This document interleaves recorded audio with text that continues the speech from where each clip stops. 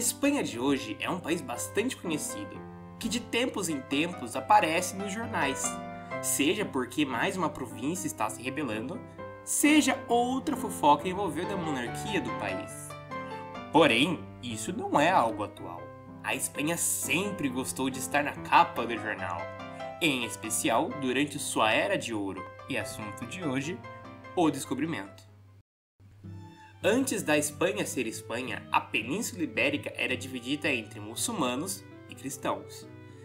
Desde quando os muçulmanos invadiram a península, pelo norte da África, os cristãos só apanharam. Até que, em 722, os cristãos decidiram bater de volta, e esse bater de volta é chamado de Reconquista. Durante esse processo, diversos reinos foram fundados: Leão, Castela, Navarra, Aragão, Astúrias e muitos outros. Todos tinham um objetivo em comum: expulsar os muçulmanos. Mas nem sempre eles eram amigáveis uns com os outros. Os reinos de Leão e Castela tinham destaque entre os reinos ibéricos, e por muito tempo disputaram o controle sobre a terra um do outro. Certo dia, o rei de Leão, em uma batalha contra Castela, morreu. O herdeiro mais próximo ao trono de Leão era o cunhado do rei de Castela. E, adivinhem só, o rei de Castela também morreu pouco depois, e quem assumiu o trono foi seu cunhado. Castela e Leão agora estavam unificados sob a mesma coroa. Conforme o tempo passava, os muçulmanos iam cada vez mais sendo empurrados para o sul, até que ficaram restringidos à região de Granada.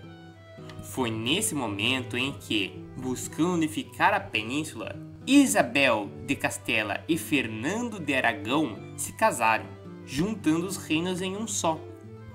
Agora muito mais fortes, os dois pombinhos, também chamados de reis católicos, derrotaram Granada e criaram o Reino de Espanha.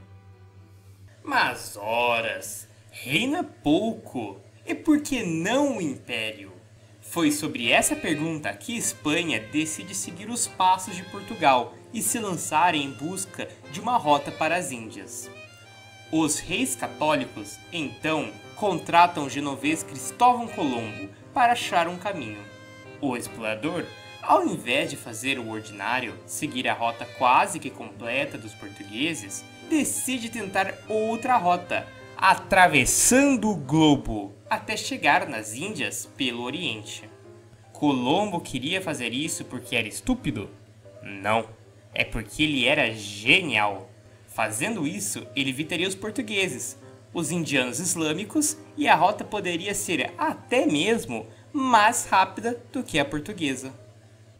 Em 1492, Colombo chegou em alguma terra, que ele acreditava ser as Índias. Os espanhóis estranharam encontrar pessoas bem diferentes do que eles acreditavam ser um indiano.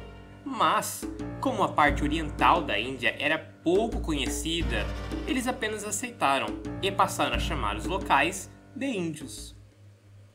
Quando os espanhóis anunciaram sua chegada às Índias por uma nova rota, Portugal peidou de medo de perder o monopólio recém-adquirido das especiarias.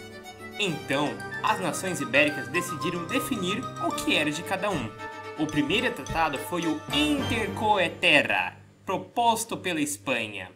Portugal, sem nenhuma razão, exceto pelo motivo de já saber da existência do Brasil, reescreveu o tratado, adicionando para si 370 léguas a oeste de Cabo Verde.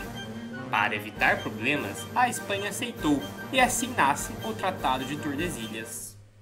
Infelizmente para os espanhóis, a realidade é que eles não tinham chegado às Índias, como o explorador Américo Vespúcio posteriormente descobriria. Felizmente, eles tinham, na verdade, chegado em um novo continente, cheio de ouro, novos produtos, pessoas para converter a fé cristã ou escravizar e diversos outros aperitivos para um futuro império. Em 1519, a Espanha, não satisfeita em descobrir um novo continente, decide circunnavegar o planeta, Sob o comando do navegador português Fernão de Magalhães, a frota portuguesa parte de Sevilha para fazer história. A viagem foi intensa, tão mortal que o próprio Magalhães morreria no meio dela. Mesmo assim, a esquadra chega de volta à Espanha em 1522. Embora eles tivessem percebido que rodar o mundo para pegar um sazon não fosse interessante, eles haviam sido os primeiros a conseguir completar uma circunnavegação ao redor do globo. Percebendo que não fariam suas riquezas nas especiarias, os espanhóis decidem focar na América e começaram a colonizar as ilhas que encontraram.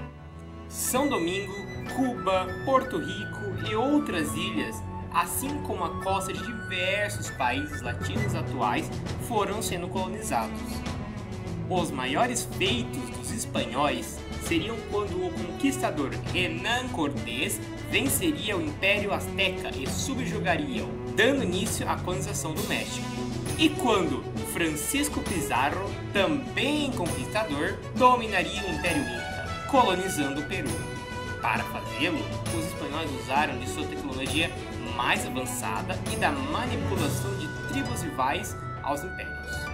No entanto, cada vez mais a vitória impossível dos espanhóis é mais atribuída às doenças que eles carregavam e passaram para os nativos do que às armas que portavam em suas mãos.